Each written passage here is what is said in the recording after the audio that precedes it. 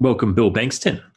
I've been interested in your work for quite a while. I heard about it, I think about 4 or 5 years ago, and I got the hands-on, no, the Sounds True package that you've got of the hands-on healing audio series. I listened to that, and I started playing with the image cycling for the healing side of things, but I was really fascinated by the story that come with that as well. And I really wanted to share that news because it's quite a simple process. And I think a lot more people should look into it and experiment with it and play with this. So I wanted to chat with you and get you to share your message about the whole journey, if that's okay. Okay. Thanks for the invitation.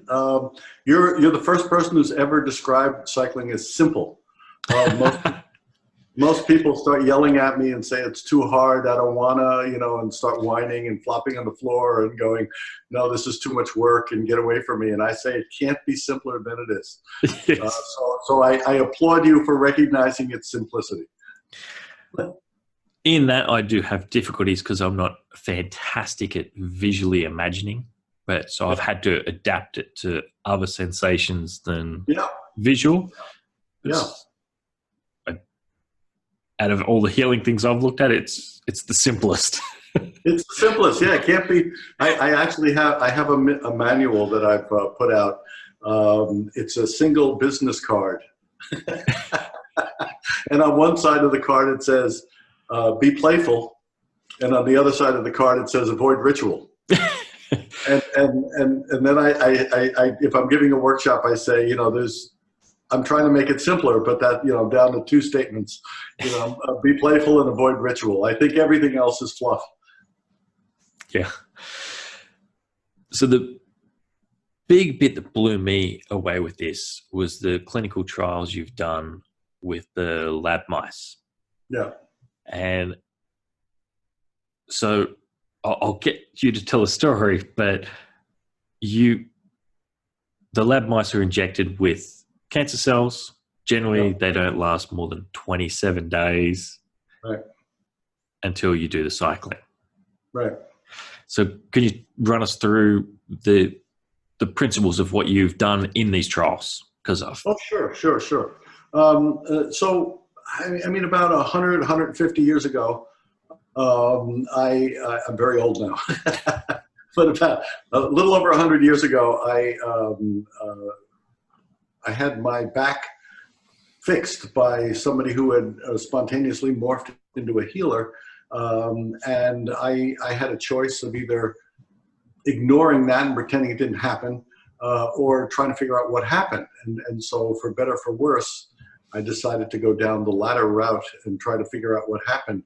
And so I started taking his hands and putting them on people with various conditions, and the various conditions were wide-ranging and also wide-ranging in terms of the clinical outcome. So we found, for example, it sounds like a joke, but it's real. We found, for example, that as a general rule, benign growths wouldn't respond at all to the healing, and even to the point where, and this is the joke part, that warts don't respond. And if you go into healing land and you talk about technique A, B, or C, you'll never run into someone who says any idiot can fix a wart. And I say all true except for this idiot. And so this idiot doesn't seem to be able to fix a wart. And the interesting thing is that people who learn my techniques lose the ability to fix warts. And so they were Reiki masters and this masters and that masters, and they tell me you can go up to a wart and go boo, and the thing runs away. But if you learn my cycling techniques, the warts don't respond anymore. I mean, that's it. That's interesting. So we looked at putting hands on sick people of various stripes and found out that benign growths as a generic don't seem to respond. And malignancies respond. And so they respond pretty dramatically, quickly, dramatically, not instantly, but reasonably quickly and dramatically. And so we did a couple hundred people. And then I realized that I wasn't learning anything. The people who would have, say, a certain kind of cancer would come in, we do hocus pocus, and hocus pocus could be a generic, I mean, it could be one treatment, it could be 10 treatments, it could be 20, who knows, and we can talk about that later. But, and then the cancer would go away, and that was interesting, but I didn't learn anything, once you realize that healing happens, how, why, what are its correlates? And you can't do that with people, nor can you, for the most part, even conclude that, that it was the healing.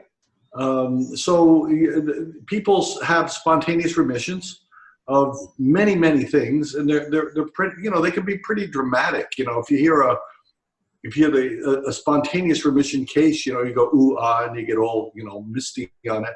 But the reality is you don't know what's the probability of that spontaneous remission. But things do have spontaneous remissions. Not everything, but a whole lot of things have spontaneous remissions. So when you put your hands on, was it a spontaneous remission? Would it have gone away anyway? Was it just time? Was it the change in diet you did? You ate a grapefruit, you missed a grapefruit, you took a multivitamin, you missed a multivitamin, because when people get pretty serious diagnoses, some of them anyway, change their lifestyle. Yeah, most people will try nearly everything. Yeah, and so you throw the kitchen sink at it. You go, well, why not? I'll eat broccoli, and so I hate broccoli, but I'll eat it because I'm told that it's supposed to be good, because you're trying stuff. And so was it the broccoli, and I'm doing it lighthearted, but it really might have been the broccoli. There are certainly reported cases of people who heal by diet. There are certainly cases of people who heal by change in attitude. There's certainly, so who knows, and I'm coming along doing hocus pocus with hands and they're getting better. And I didn't know. And so I'm a skeptic. I'm a natural, unrelenting skeptic. I'll always look to make an effect go away or try to explain something away in more normal terms. And I realized for almost all the healings that I saw, they were dramatic and you'd scratch your head, but I couldn't say with 100% certainty. So, I mean, there were some things. So we did, for example, a gangrene. Gangrene doesn't spontaneously remit, as far as I'm aware. There's no spontaneous remissions of that. And we did a gangrene that almost went away immediately. A foot that was about to be taken off. And the gangrene went away. So that's interesting. The cancer stuff is dramatic, and people say, cancer is like a big emotion-laden word. Yes. I don't know. From a researcher's point of view, I don't know whether warts, cancer. I don't put them in a hierarchy. I just say, look, it's working on this, it's not working on that. And so it's probably some sort of natural process. And so the question is, how do we untangle the natural process? So with a buddy of mine who was affiliated with City University of New York, he was able to get us our first test that would have no ambiguity and 100% certainty. And that involved cancerous mice. And so we got hold of, this is the short version, we got hold of cancerous mice in a laboratory at City University of New York in a standard model. We didn't do anything exotic. Oncology researchers around the world had been researching these mice for decades. Everybody knew about the mice. It wasn't a big surprise. And we knew in literally several thousand publications exactly what happens to these mice. And exactly what happens to these mice is if you take a certain kind of mouse and you inject it with a certain number of cancer cells, they will all die within a month. And in thousands of trials all over the place, including at City University, 100% of them die within a month. And so if the death distribution looks like a nice normal curve, people have been trying for decades to get them to live a little longer, to get them live past a month, you know, like that. And so we, you know, this wasn't, we're just pulling something out of the air. This is using a standard biological model. And so with people, you don't know. When did people get cancer? You know, you never know. No. But we know when the mice get cancer. They got them on Tuesday, you know, at noon. And so Tuesday at noon, they were injected with cancer. When did people get cancer? Who knows? So you can't do that as a variable in people. It turns out that I don't know that anyone's ever been discovered who doesn't have cancer, which is also reasonably interesting.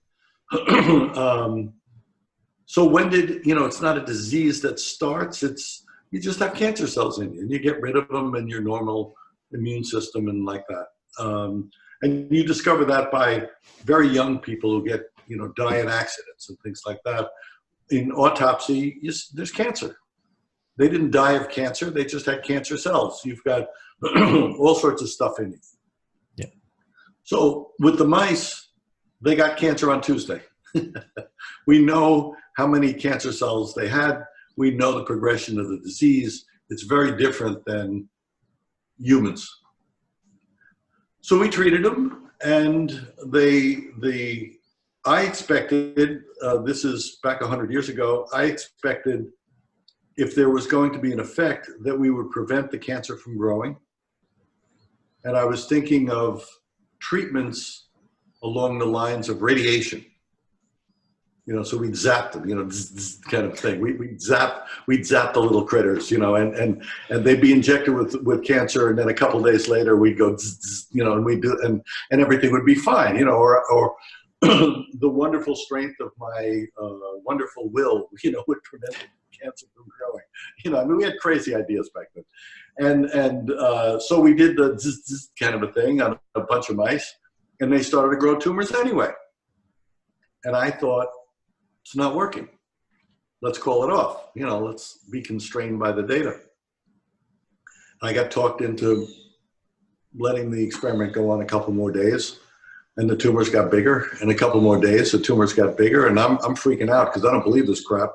And the tumors are growing bigger, and I'm saying, look, folks, it doesn't work. Not the right test. So suddenly, and almost suddenly, the tumors started to develop blackened areas, and then they ulcerated, and then it looked really ugly, and I'm jumping up and down saying, call it off. Shows you how much belief matters. And so I'm jumping up and down saying, call it off, and the tumors ulcerate, and then they implode. And the mice are cured. And they're cured for life. It's not a remission, it's cured. And for the rest of their life, we can inject them with cancer and it won't take. And so they have a lifelong immunity, and it goes even farther than this. We can take blood or cells from that mouse that's been cured and put it into an ill mouse, it'll cure that mouse. So there's some transferable biological memory, which is an outgrowth of some natural process of healing. But this is very, very different than going up to a person going, you know, hocus pocus, and you know, you seem to be better. It could have been this. It could have been the broccoli. Who knows? This was an ironclad test, and we've replicated this, I think, 18 times in laboratories all over the place. We've done it in medical schools. We've done it in labs, in biology labs, because I didn't believe it, you know, and so we have to immediately replicate and replicate and replicate and replicate. At this point, it's not even an interesting question. Yes, cancer can be cured. Yeah. Another interesting thing I found about it from the stuff I'd looked into before is you said the mouse that was cured, you could put it in with the control mice, and it's just being in the cage with the other mice. Well, it's not exactly right. We can take biological material from that treated mouse and give it to other mice, and it'll cure those. But the control mice are a slightly different effect. We take a bunch of mice and then we inject them, and by we I mean a trained biologist, and then they're randomly divided into however many groups we have. We've had up to 6 groups. They're randomly divided into groups, and if we treat this group, it turns out we're also treating the other group. And so you're partially right that the control mice, unless we get them out of the building, also get cured. And it's pretty wild. The patterns of the control mice are pretty wild, and so we have, our difficulty is not in curing mice. Our difficulty is getting mice not to be cured. Yeah. So mice in our experiment, even if they're placed in different parts of the building, even if we don't know that they're part of the experiment, they get cured too. It's reasonably interesting.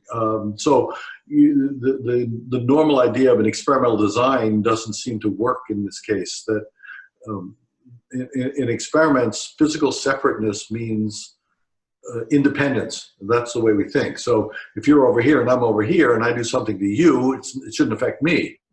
But there does seem to be a non-local response to healing, which is pretty interesting. Yeah. On the audio program, you also said that if the healer in the study went into the other building, and looked at those mice, they become part of the larger bond, I think. So I'm looking at healing as a group phenomenon, as a bonding phenomenon, where the healer and the healee bond. And we have tests at this point. You know, the audio books are 9 years old. And so I have, you know, as you might imagine, a couple hundred experiments past that. I can imagine, yes. We've demonstrated the linkage between healer and healee at a distance, using EEGs and functional MRIs and things along those lines. And I suspect that healing is really, there is some mechanism of bonding at a distance. So that if I'm here and mice are here, we're not technically touching, you know, kind of a thing. But I think what we're looking for are the rules, so to speak, of bonding and unbonding. And it turns out it doesn't make any difference whether we do a healing at 2 inches or we do a healing from here to Australia. Distance doesn't degrade this, which is, you know, confusing. Yeah, it's very confusing. But yes, if the question then is, how do we bond to enhance healing? If someone trained in the technique, as you say, looks at mice that were supposed to be control mice, they become part of the bond. Yeah, it's a bizarre placebo-like effect in something where a placebo should have zero effect. Yeah, I actually think placebos are not psychological. I think they're a bonding effect. And so if let's say we're doing a human drug trial and we have a certain number of humans, you know, who let's say 100, I'm just making up numbers. So we have 100 people in a drug trial, and then they know that they have a 50% chance of getting a placebo, they got a 50% chance of getting an active drug, and we break them up into 2 groups of 50, and we give the active drug here and the placebo here.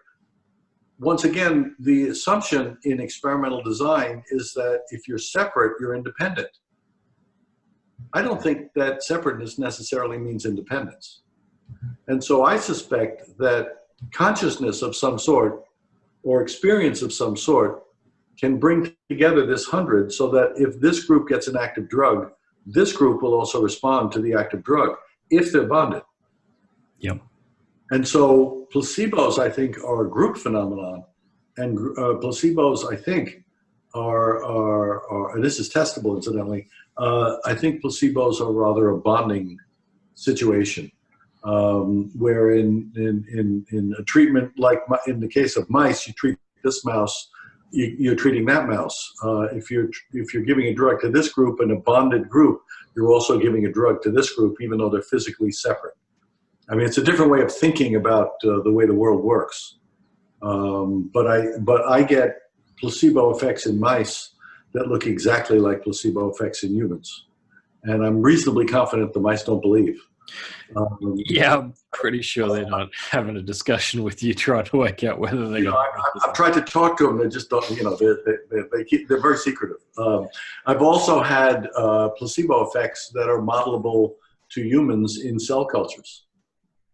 And I don't think the cell cultures have any psychological stuff going on that's of any import. So maybe I'm wrong, but if we take cell cultures here and we treat them and we have the control cell cultures, just like in placebos, they move together. Just like in the mice, they move together. Just like in people, they move together. It's reasonably interesting. I'm somewhat confident at this point that placebos are just simply another application of non-locality. Mm. And you've tried this with healers and with people who are not healers, with skeptics, with random people who didn't know what they were in for. I've actually never tried to cure cancer with healers because it's not so much healers because they obviously are healing. I've never worked with a believer. Believers scare me. Since I'm not one, I don't believe. I experience and such, but I don't believe in this stuff. I mean, any more than I would ask you a stupid question: do you believe in gravity? I mean, it's not a belief question. There is gravity. Yes. Let's not debate about who believes what about gravity. We can argue about its explanation, but we can't argue whether there's gravity. Yep. And I would say similarly, we can argue about the explanation for healing and whether it's non-locality and this, that, and the other. But whether healing happens it's a yes or no. We can measure it. Yeah, it happens. It doesn't happen. You don't at the end say, do you believe it? Any more than, I jump up in the air and I come back down. Do you believe you came back down? It's a dumb question. Healing, whether healing is a dumb question. And so believers come in different flavors. There are people who believe everything you say is true. And there are believers who think everything you say is false. Mm-hmm. Both are believers.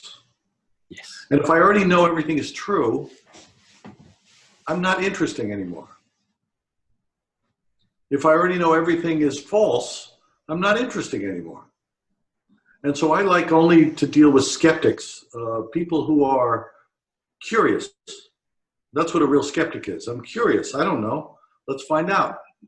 Let's be open. So I've never dealt with people who believe. When I screen for volunteers for my healing experiments, I'm actually testing to see if they believe. And if they do, they're out. Yep. So yes, this is true. Get out. Yes, this is false. Get out. Because you already know. And when you have belief, you have a tendency to spend a whole lot of effort just to reinforce your own beliefs. And I've been doing this long enough, 150 years. At this point, I'm the thing I'm most confident about of anything is that all my beliefs are wrong. Everything. I've tested everything and I'm always wrong. And so you're looking at the dumbest person you've ever met because I've tested it all. I don't believe, and I know that the things I thought, no. And so I can relax. Most people can't relax. I don't have any beliefs to defend. But you run workshops of this outside of the clinical trials, and you've had some healers come to that. Oh, yeah. Those. Oh, sure. Yeah. And again, I don't believe them, but they take a workshop and they tell me, this, that, and the other thing happened, and I go, come on, no, this is too much.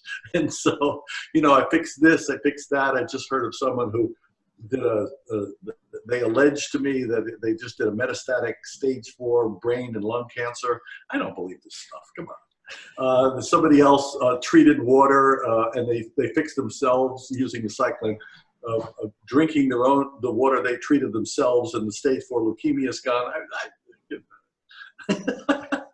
It's too much. It's too much. The stuff won't stop. But you know, it doesn't. I can't. I just look and I listen. I go, let me go play with mice. And the really interesting thing I find about this process for how it works, of what the healer's job is. Yeah. They're not chanting some ritual. They're not working with some symbol. They're not doing anything to heal. No. Do you want to explain? And I don't have any healing techniques. Yeah. I don't have any at all. I wouldn't know how to heal if if the problem fell on my lap. You know, I don't know. And so I have invented or co-invented or something, developed a technique of rapid mental imaging. So the general idea is in my system, which is called cycling, which we're going to do this in 2 minutes here. There's much more detail in the CDs you listen to, and obviously much more detail in workshops and all that. But the general idea is I have a technique of very rapid visualization, which involves maximizing selfishness. I think everything should be selfish. I'm a fan of selfishness. I think healing should be selfish, so that you're doing what you want. And the real short version is we make a list of things that we want. They have to be very specific. And so people aren't usually used to thinking in specific terms, in recognized operational terms. So people want to go around being happy, something like that. And, it doesn't mean anything, say, I want to be happy. Does it mean you're walking around with a big grin on your face all the time? You wouldn't know it if you fell over it. And no matter what you're doing, you can't hold on to it. There's nothing tangible about being happy. So I think people want to be happy. It's a safety thing that they don't want to think deeply. Being happy doesn't have any content at all. Same thing is true of healthy. What does it mean to be healthy?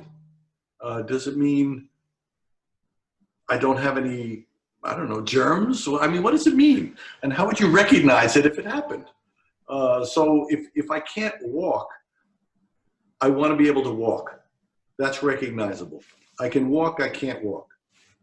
But happy, healthy, these are silly things that people say just to complain and to be safe, because there's no accountability to it. So we have at least 20 accountable things. I want to be able to walk if I can't walk. I want to be able to play tennis if I can't play tennis. I want a fancy car. I want to, whatever it might be. And we reduce this to images if possible. Some people hear this stuff rather than see it. But we reduce it to images, and we shoot for a minimum of 20. No maximum. Record's 94. Really selfish person. I say this. Don't know how somebody got to 94. Monstrously selfish. Yeah, it's pretty impressive. No one's broken triple figures yet, so there's a special prize that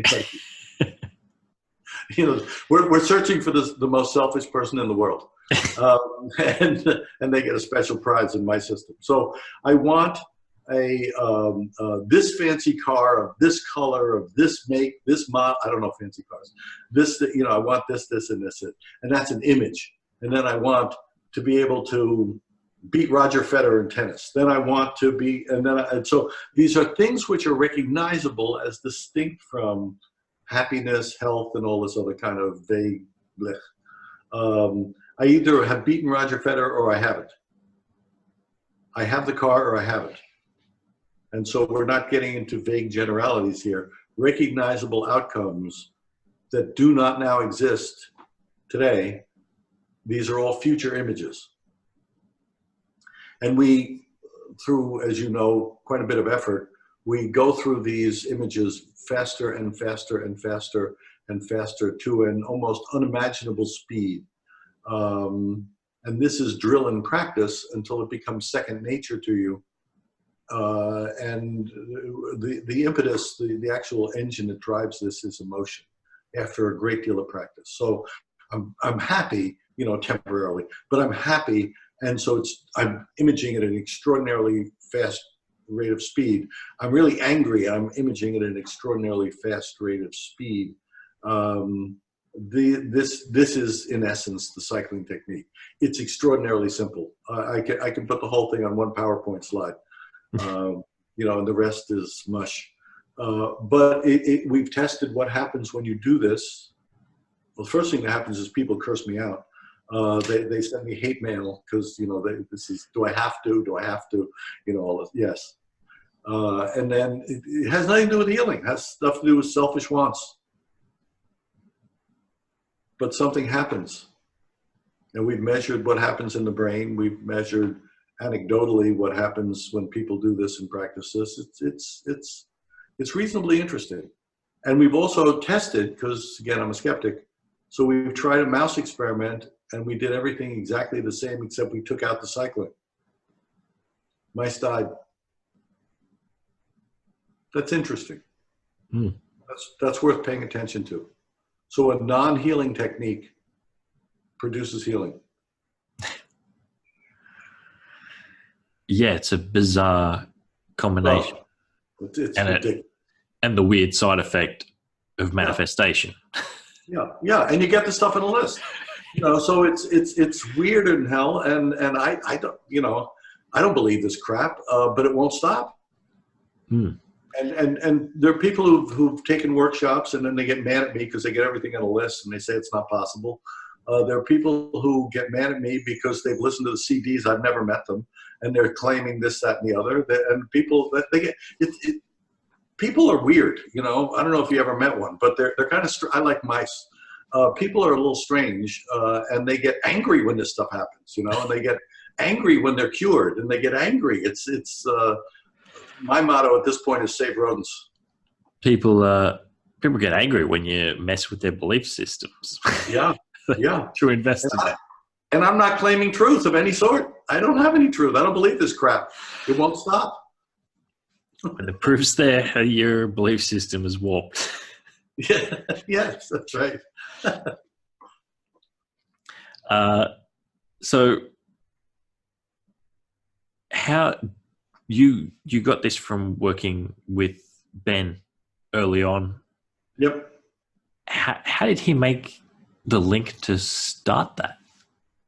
Did you ever ask him that question? Or? Oh, I asked him thousands of times in thousands of ways. So Ben is the crazy guy, and I think, you know, clinically he's crazy. He was crazy. I mean, he thought he could put his hands on people and make them better. You know, that's crazy. So, you know, the guy was obviously didn't have all his marbles. But we started out, this is the guy who fixed my back. We started out really testing whether his apparent spontaneous psychic stuff was real, and could I, as a methodologist 100 years ago even, make his effects go away? Could I test them? Could I control for them? Could I show where we're misinterpreting? And it turns out I couldn't. He was real. So I say this not as a believer, but I did enough tests that he wasn't, you know, he was crazy, you know, clinically crazy, but his stuff was real. And he spontaneously morphed into a healer. And when he was doing readings on objects, sometimes known as psychometry, when he was doing reading on objects, he would, among the things that happened is he'd pick up whatever symptoms the person had and he'd feel it on his own body. And then what he felt on his own body was reported by people. It was leaving them. And he and I both thought that was insane. Yeah. Yeah, I mean, neither of us believe this. You know, that's too far. You know, and so spontaneously, when he was telling me a story of this nonsense that he couldn't believe and I couldn't believe, he was talking about, you know, picking up the physical symptoms of somebody and it just leaving them, and they were 1,000 miles away.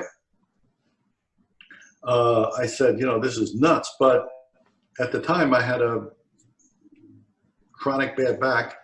And the bad back, I said, come over here, put your hands on my back. And he said, and do what? I said, I don't know, fix it. Stop being an idiot. And so he put his hands on my back, and 5 minutes later, and I haven't had a back pain since. This is 100 years ago. If it's hysterical suppression of symptoms, I'm okay. Because I haven't had a back pain since. So that what just happened was my question. And my questions to him were, are you doing anything extraordinary? And the answer was no. And could anyone replicate what you do? And the answer was yes. And so I'm making a long story short, but through many, many hours of question, my problem was to come up with the right question. Through many hours of questioning and him blathering about the answer, how do we do it so anybody can replicate this? And if you take away, the cycling has been sanitized, as it were, to a nice, simple, coherent system, but it's hard to come up with something this bizarre and simple. It came from hundreds and hundreds and hundreds of questions and experimentation. So it wasn't casually developed. And the claims so far, seem to be holding. For whatever reason, this rapid image technique produces interesting, reproducible effects to the healer. It does something in terms of the bonding of the healer and the healee, and it's not even a healing technique. And the stuff on the list happens. It's I don't know. It's an interesting hobby to try to unravel it, but it's past my pay grade. Yeah. Yeah. I also got an extra bizarre little bonus from listening to that audio series is where you're talking about you and Ben in the park. He told you to pick a cloud and he made it disappear. I'm like, no. And I was driving, listening to this, and I'm like, one cloud in the sky. I pointed towards it and it disappeared. Yeah. No. So that drive, every cloud disappeared. Yeah. Isn't it fun? Isn't it fun? But cloud 9, I thought I'm insane. That's right. Yep. Welcome to my world. Now it's a party trick. Exactly. But no, here's the thing. Because you're certainly not the first person to relay this story. So they read this, totally nutty story, in my book. And then they go, well, I got to try. I'm not going to tell anyone. But notice the way you do this. You do it playfully. Yeah. And playfulness is half of my technique, so it's playfulness and avoid ritual. So if you reduce, and you can test this for yourself, if you reduce cloud dissolving to do this, then do this, then do this, it'll go away. Yeah. You'll kill it.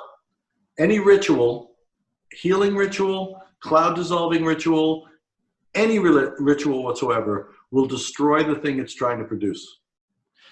Yeah, I've tried to teach it to people in a complex way. Yep. I couldn't do it to show them. Nope. No. They're looking for the method, the technique, and they're looking for magic. Yeah. But when I say just point that cloud and make it disappear, it works. Yeah, it's nutty, isn't it? And then people want to test you. I'm like, well, you pick it. Yeah. And then they'll get mad. Yeah. One of my mates, he said, I just randomly picked the one that was just about to dissolve. Yeah, exactly. And I'm like, pick another one. He's like, no. Let's get the barbecue started. Yeah, that's right. I had someone. One of my favorites is I had somebody who didn't believe this stuff, and she was very scared of it. So I said, well, do this to this. Pick a cloud, and the clouds went away, and she got angry. She just couldn't take it. And so she's doing this and she's doing that, and then she got angry, and then she accused me of trying to con her, and then she didn't want to be able to do it anymore. And she said, and now I can't do it. See, you were wrong. So I just thought, because you don't dialogue with someone like this, I said, recapping the top stories, you wanted to be able to dissolve clouds, you could. You wanted not to be able to dissolve clouds, and now you can't. You're getting exactly what you want. But you don't say that to someone who's often in a rant. Yeah. People are strange. You know, I like to play with rodents. So that inspired me to actually put it into practice, to go, well, if that worked, these clinical trials worked with the mice, I want to test this out. And like I said at the beginning, it's simple, but I didn't have your phone number to call up and swear at you. Yeah, that's right. That's right. When I was trying, because it takes time to practice, and you've got to push everything else away and have this. Well, it's a meditative practice in the beginning to get started, essentially. It's hard. It's a pain. Yeah, it's a pain. Writing the list was harder than I thought it was going to be. That was the hardest bit, I think, was writing a list. Yep.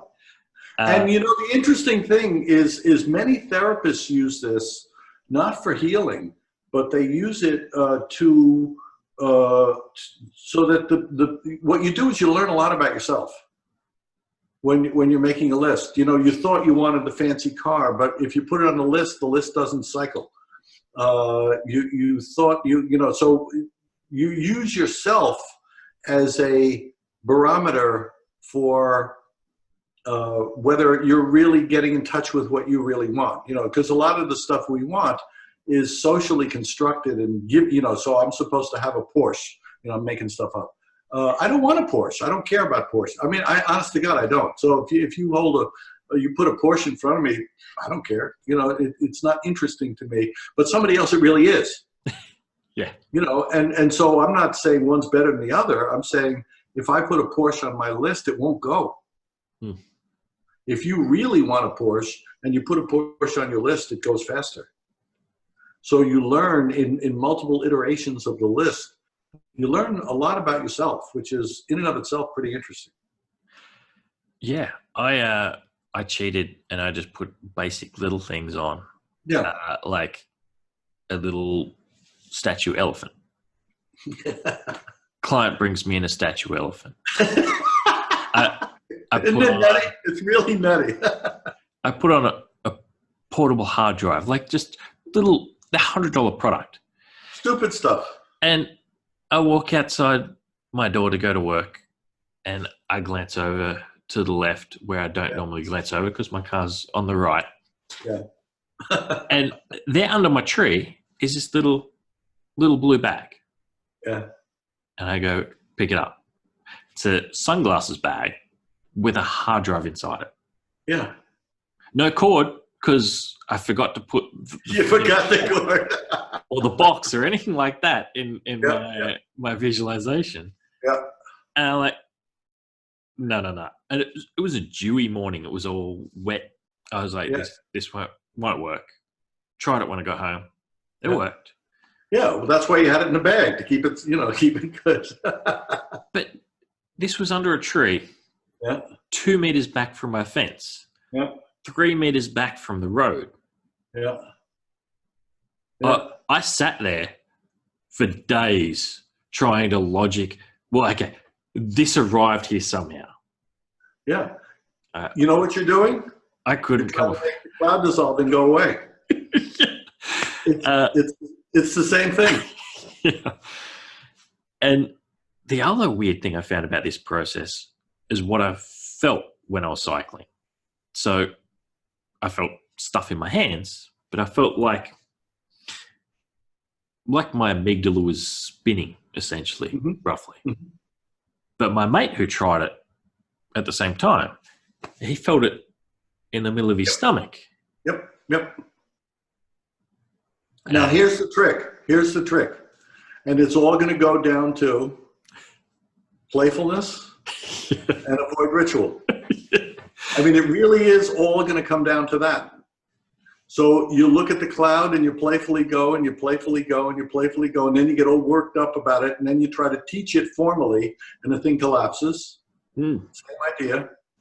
If you have a sense in your amygdala, or you have a sense in your chest, or you have a sense in whatever, and then you try to reproduce that, you're doing the exact same thing as ritualizing.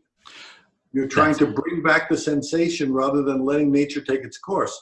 So on Monday, you might find out you feel it in the part of your head, and on Tuesday, you might find you feel it in your chest.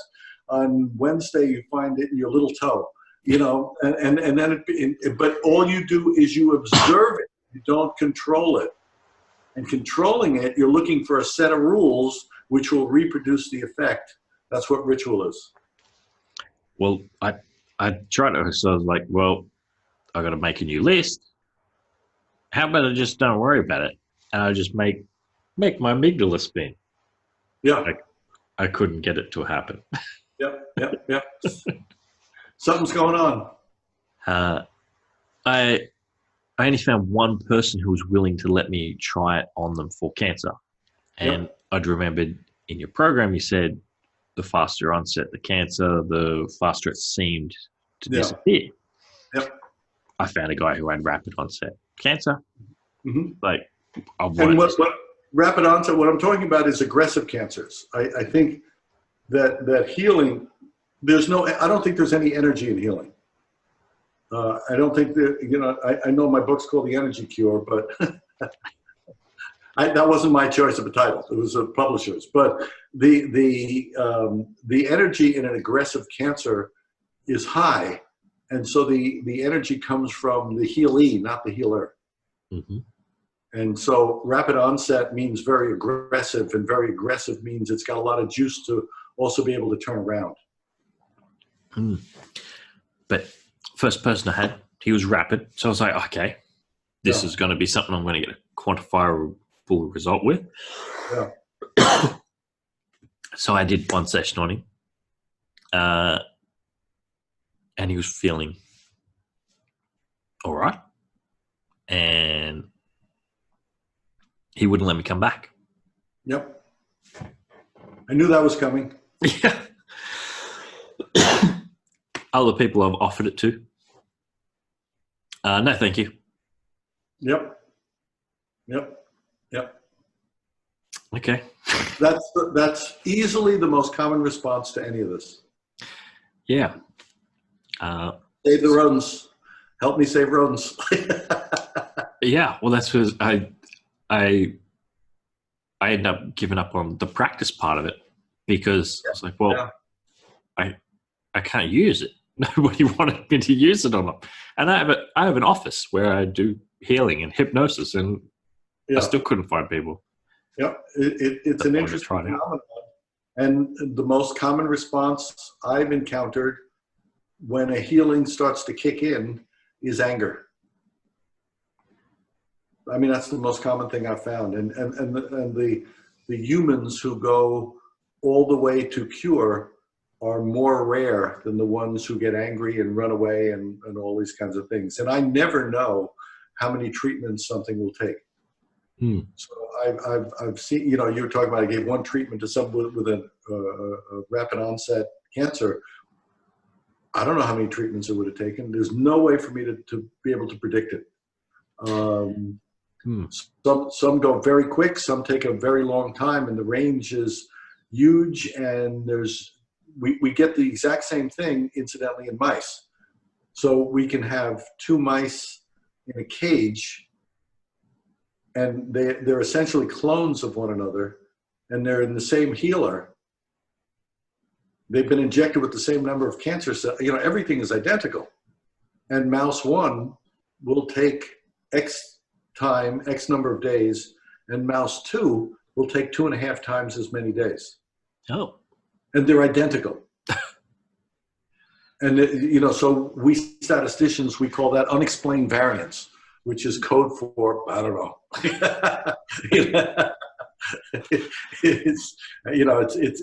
So these are identical mice having non-identical responses, you know, way past my pay grade. You do this with people, you know, so you're talking about Fred and Betsy. There's no way going in to know how many treatments or how long or anything like that. One may get better. I mean, I've seen people get better very, very fast, and I've seen people get better over an extended period of time. And I have, you know, they're not as identical, obviously, as mice, but there's no way to account for that. Yeah. And that's hard not only on the healer, that's also hard on the healee, because the most reasonable question, you know, people are going to come in and say, can you help me? How long will it take? You know, what's the dose? And the answer is, I don't know. I don't know. There's no way to know. That I know. So what way are you planning on taking this research next? Right now I'm working on making it scalable. Yep. And so I'm trying to make it,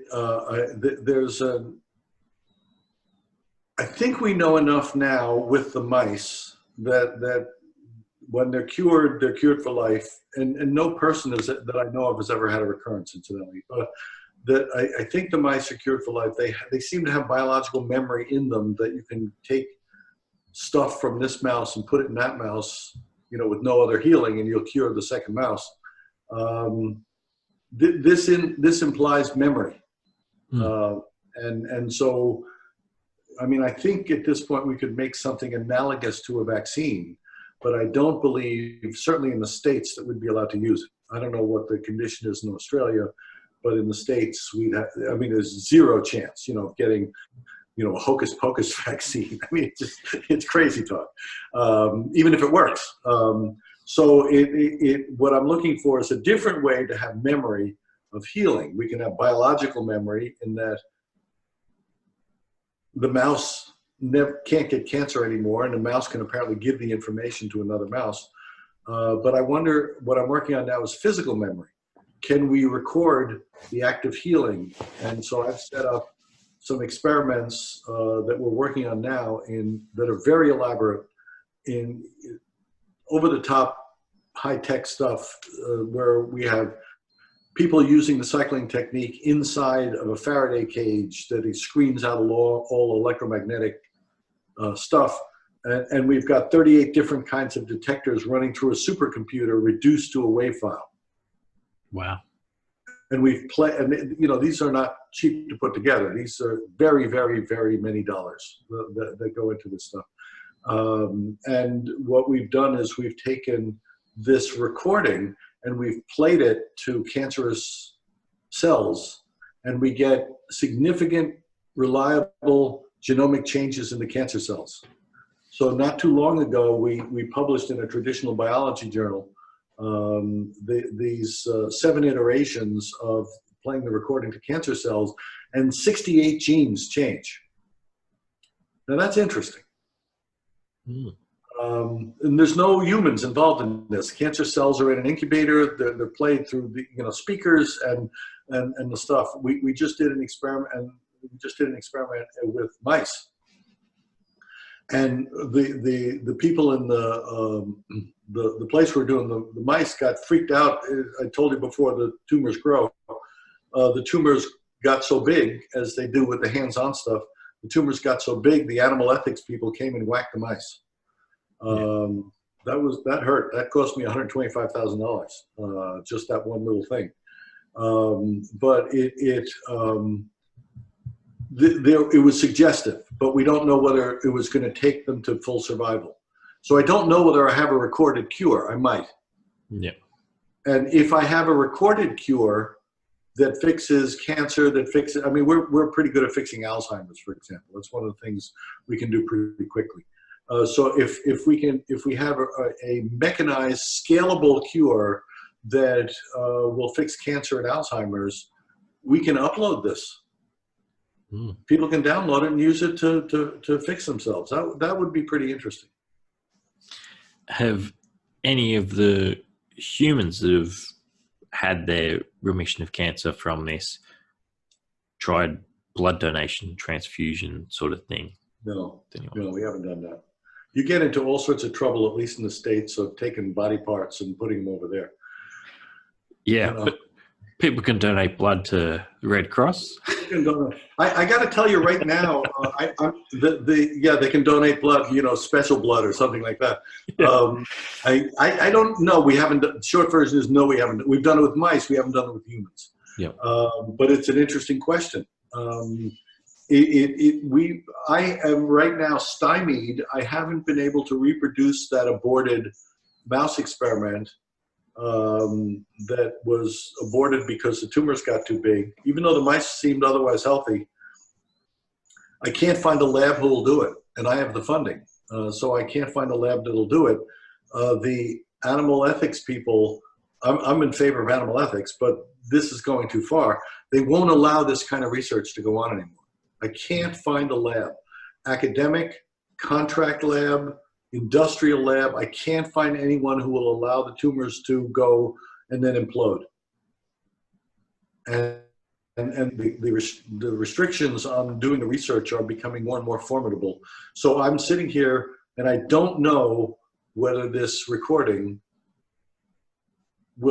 could be a cure. I don't know whether it, for example, is an alternative therapy or a complementary therapy. If it's alternative, you just use it and you're done. If it's complementary, I don't know what it's complementary to. Yep. And I can't do the experiments now. I can't find out how to do them. And I'm looking around the world, for crying out loud, and the research has been hijacked. That's not too strong a term. It's been hijacked. Mm.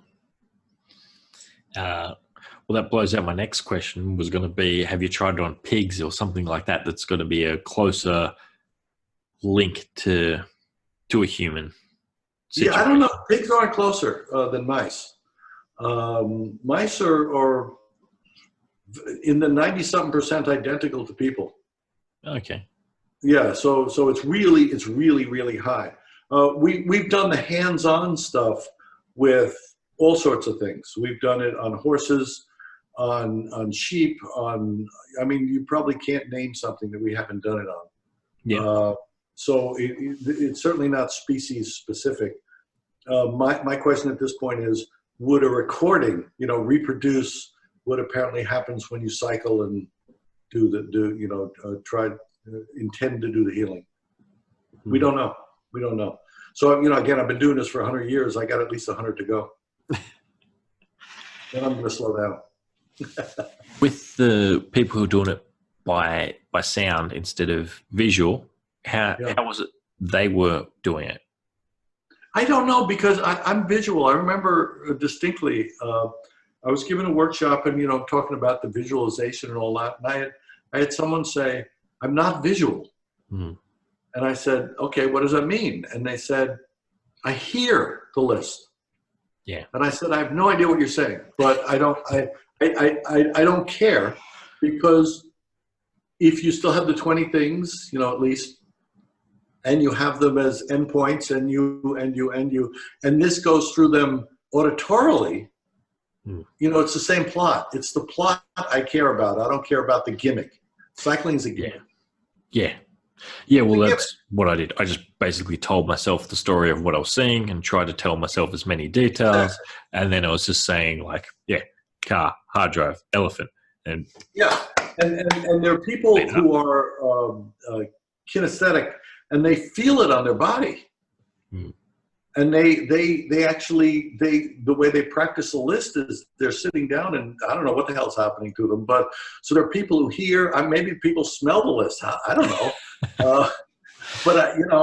So the plot matters, the playfulness matters, the avoiding ritual matters, the 20 things matters, the going through it, very, very quickly matters. But whether it's smelling, here, I don't know, all of these are gimmicks. I did adapt it. I was running a new moon meditation thing for manifestation, because new moon apparently is the time for manifesting according to the cycles of the moon. Yeah. And so I played with doing a guided thing where I guided people to imagine 3 different things. One thing they wanted to let go of in their life and be over, like some sort of drama. Yeah. Something they wanted in their life, really small, simple thing, like a feeling within a month that they wanted, and a Yeah. long-term goal. Yeah. And I got them to imagine it for 5 minutes in as many different senses as they could. Yeah. After I'd got them into a relaxed state. Yeah. The amount of people that said this stuff was happening, and more often than not, the main thing that happened was the big long-term goal. Yeah. And what I would do, see, I do the exact same thing when I give a workshop. Oh. I don't know what I do. I don't know what I do in the CDs because I never heard them. I really haven't. I've never listened because I'm not interested. But it's what I do in a workshop is I get them to wallow in the images. Yep. So you're talking about some extended meditation, I'm doing the same thing without calling it meditation, but I'm asking them to wallow in the image in some tremendous detail so that they're living it, they're breathing it, they're doing all that. And then I suggest to them, plop it in your cycling list and then move on to, so put in the time for each of the images, long-term, short-term. I think we're talking about similar things here. Yeah. And then let it rip. That's it. But I was only working with 3 things. Yeah, I'd recommend going higher. Yeah. Seems to matter. I only had a short time, and I was like, well, relax them with data, get them to do 3 things because they had to do it all in an hour. And then I just said, well, every night you got to open your back door, look up at the moon, and just say those 3 things really quick. Go watch TV or whatever. Yeah. But there's parallels here. There's parallels. It's interesting, And again, my thing would be if you only have 3, you're going to tend to obsess on those 3 rather than letting go. Yeah.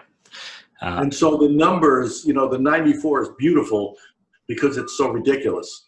And the 20 is not sacred. It's kind of like a target goal of, so that you're not dwelling on a particular outcome. The weird thing I noticed was lots of people said, oh, I blacked out when you said to go to this one. And they didn't remember whatever one of those 3 would be at 5 minutes. They said, I don't remember anything happening then. Yeah. Though every time somebody said that to me before they walked out that night, I'd get a message off them within 3 days. Guess what? The thing I wrote down that I planned on trying to visualize, that happened. Different how I wanted, better than how I wanted. Better, of course. But like their consciousness just went, no, I'll take over. Yeah. It's a beautiful thing. Now, your danger is the ritual part. So try to reproduce that. The cloud won't dissolve. And the playfulness and the avoiding a ritual is the bottom line. Yeah. That I found an interesting little experiment. Did it for a while. I did it for about a year. And so you have a gimmick. I have a gimmick. The gimmicks evolve. They're all gimmicks. And as long as you don't concretize them and take them seriously and think that they're real and stop trying to reproduce what you did before and, be as stupid as you are. Look at that cloud. There goes, it's just, that's the bottom line. But the rest are gimmicks to get you to let go. People can find this out by getting your book or the audio series to work out how to play with this at home themselves. Yeah. The book is just a story, it's once upon a time. And, then I ran into this crazy guy and he fixed my back and stuff like that. The audio CDs, and these are from Sounds True. Those, as you know, teach the technique. Yes. So the research that I'm referring to in those is old and outdated, but it teaches the technique. And so the way that people have done this, primarily workshops, and then they do it live. And I give 4 or 5 workshops a year. That's it, because I got other stuff to do. But I do workshops. I do. People learn it from the CDs, and then you can find out about this stuff on my website. So if you go to bengstonresearch.com, There's also a bunch of publications if you like geeky things, so you can read about the research I'm referring to in academic journal articles that are posted. So it's just bengstonresearch.com, one word. And you can find out about workshops. You can find out about, Yeah, I had a look next year. You had workshops. We also have support groups. Chicago and Germany. Yeah, we also have support groups. So folks like yourself can join. I don't know what it is. I don't run the website, but I haven't even seen it, I don't think. But folks like yourself, I think there's a community section. So if you learn the techniques and you do this and you do that, you can trade anecdote and suggestions and helpfulness on various people around the world doing this. And so, for example, there's 27. If you're Dutch speaking, which apparently you're not, but if you're Dutch speaking, there's 27 practice groups in the Netherlands alone. Okay, I'll check that out for sure. There are experiments that you can play with, in addition to your playful doing the clouds and such. But these are fun things to do, and so people apparently all over the world are reporting this and that, and I don't believe any of them, but they're reporting all this stuff going on. But I think there's all these resources on the website. I'm not a big website guy. No, I looked at the website and they're all there. It hadn't changed much since a long time before I'd looked, but it did say that you had a LA, Chicago, and Germany workshop next year. Yeah, I think the website's under a year old. Yeah. So if you've looked at older stuff, it's very different now, I think. That's what I'm told. Well, thanks for your time today. You're very welcome. I've enjoyed the chat, and I'm sure somebody out there will connect with this and hopefully get out there and have a play as well. Go play, have some fun. Don't take it too seriously. Nobody knows what they're doing.